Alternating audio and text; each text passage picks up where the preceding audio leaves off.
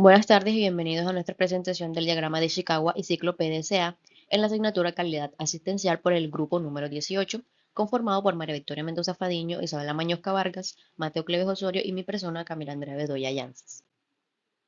Presentando el diagrama de Ishikawa, que como sabemos es una herramienta que nos permite conocer las causas raíces de diversos problemas en cualquier ámbito, en este caso mejora continua de sistemas sanitarios, también usado para gestión de la calidad, mejora de procesos y resolución de problemas. El problema elegido y a explicar va a ser el problema número 1, que es el aumento de tasas de infecciones nosocomiales en la unidad de cuidados intensivos. Como parte de la estructura tenemos una adecuada distribución, como por ejemplo camas juntas, exceso de trabajo, falta de personal, espacios poco equipados, como falta de lavamanos, zonas de higienización, insumos un diseño estructural inadecuado del área, falta de presión negativa o faltó mala ventilación. En parte de organización, tenemos falta de protocolos de limpieza establecidos, una falta de supervisión de los procesos, jerarquización inefectiva entre los profesionales, contratación de perfil no idóneo o una baja e inefectiva capacitación interna de los mismos. En parte de los profesionales, tenemos poca adherencia a los 5 momentos de lavado de manos, inadecuado uso de material estéril, inadecuado uso de elementos de protección personal, mala comunicación entre los profesionales y no respetar los protocolos de aislamiento posterior al contacto con el paciente. En los pacientes tenemos ignorar recomendaciones médicas, aumento de acceso en los pacientes, intubación, catéteres, etc. Colonización previa con gérmenes resistentes del intrahospitalarios, inmunosupresión, multicomorbilidad, alteración de la microbiota del paciente. En el entorno del área tenemos una adecuada ubicación de puntos de higiene, alta carga microbiana presente, mal manejo de reservorios patológicos, inadecuada circulación de aire y presión, una circulación de personas no restringidas en el área. Para responder a la problemática anteriormente expuesta de manera desarrollada e intentar eliminar las dificultades derivadas, decidimos implementar el ciclo PDCA. Aquí podemos ver el ciclo completo en el que está el fragmento de planificación, en el que se desarrollan objetivos generales y específicos y se diseñan estrategias. Está la fase de hacer en el que se implementa el plan de acción. Está la fase de verificación en el que se hace uso de indicadores para comprobar la implementación del plan de acción. Y está la fase de actuar en la que se estandarizan las acciones que demostrar la mayor efectividad en la reducción del problema, en este caso la reducción de infecciones nosocomiales en la unidad de cuidados intensivos. Ahora vamos a hablar un poco más detenidamente de cada una de las fases del ciclo PDCA. Inicialmente, en la planificación, se realiza un análisis de la situación actual del servicio mediante la evaluación de los procesos asistenciales, la infraestructura, la organización del trabajo y las prácticas del personal sanitario. Para eso utilizamos el diagrama de Ishikawa, en el que nos permitió identificar causas raíz y orientar las acciones de mejora en los procesos asistenciales, identificando varias fallas, a partir de lo cual se plantearon estos objetivos. El objetivo general, que es reducir las infecciones nosocomiales en la unidad de cuidados intensivos mediante la mejora de la higiene, los procesos organizativos y el manejo de pacientes y dispositivos médicos. Y los objetivos específicos, que sería mejorar la adherencia al lavado de manos, optimizar la limpieza y desinfección del entorno, reducir infecciones asociadas a dispositivos y disminuir el uso innecesario de antibióticos. Para ello, diseñamos diferentes estrategias en el que identificamos el área, la actividad, el responsable y el plazo en el que se debe cumplir.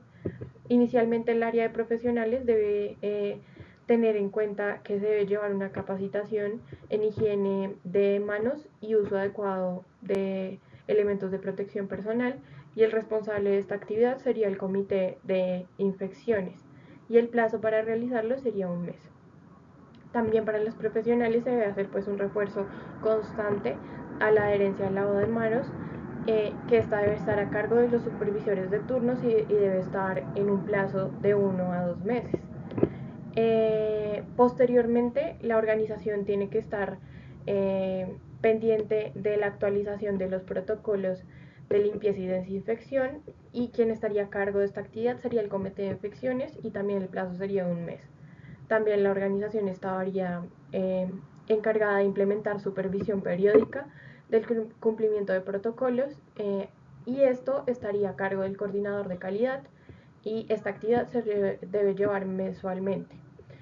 El entorno, pues se debe garantizar que el entorno haya disponibilidad de antisépticos, de elementos de protección personal en puntos críticos de la unidad de cuidados intensivos, y esta actividad pues estaría a cargo de la farmacia y debe implementarse de inmediato y cada 2 semanas. Adicionalmente también se debe optimizar la gestión de residuos hospitalarios, y de esto estaría encargado el jefe de servicios generales, y el plazo sería 1 mes. Y en cuanto a estructura, sería evaluar las condiciones de ventilación y distribución de áreas. En este caso, ingeniería hospitalaria estaría a cargo y se debe realizar en un plazo de 2 a 3 meses. Y en cuanto a los pacientes, debemos implementar en los pacientes protocolos para el manejo y retiro oportuno de dispositivos médicos. Esto lo deben realizar los profesionales en salud, y el plazo que se debe hacer pues debe ser continuo, idealmente diariamente. Y para los pacientes también fortalecer el uso racional de antibióticos con el comité de infecciones, y este se debe hacer en un plazo de 1 a 3 meses. Estas estrategias planteadas se basan en recomendaciones internacionales para la prevención de infecciones nosocomiales y la mejora de la calidad asistencial. Continuando con el ciclo PDCA, a partir de la planificación realizada anteriormente, pasamos al apartado de hacer, en donde vamos a ejecutar el plan de acción dentro de la unidad de cuidados intensivos, definiendo una serie de actividades específicas con el fin de alcanzar el objetivo de disminuir las infecciones dentro de la unidad de cuidados intensivos en los pacientes.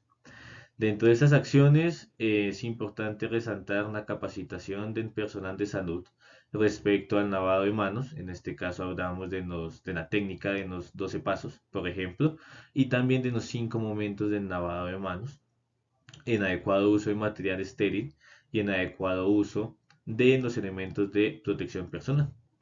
Vamos también a aplicar los protocolos adecuados respecto a la limpieza, desinfección y esterilización de los equipos médicos.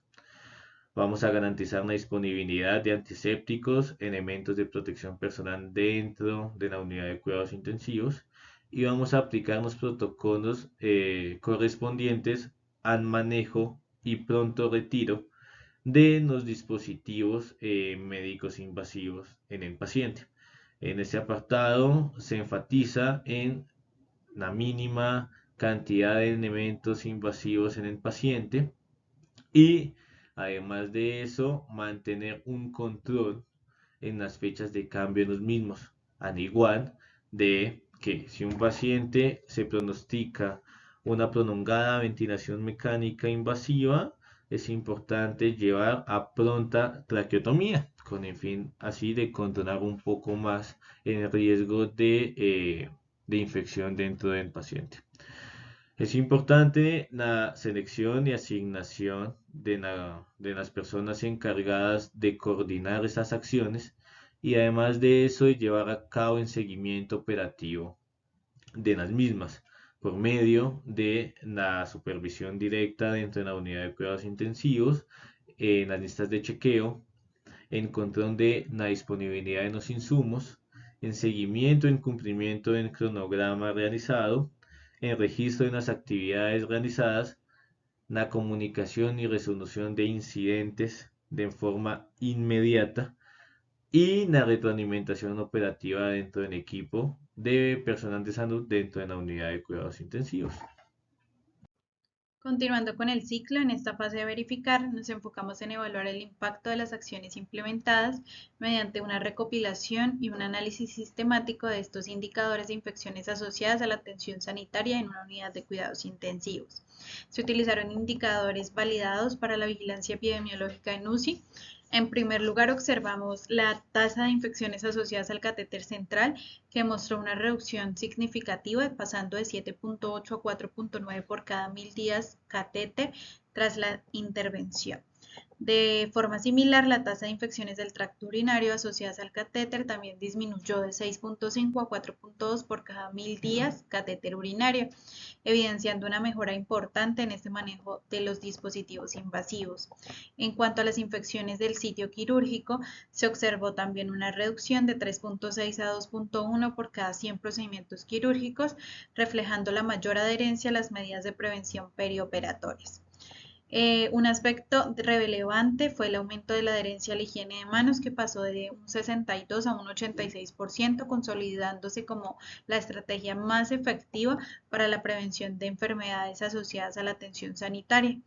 En el análisis sistemático identificamos claras fortalezas, ya como la mejora sostenida de la higiene de manos, la reducción global de los indicadores, confirmando la efectividad de las intervenciones implementadas.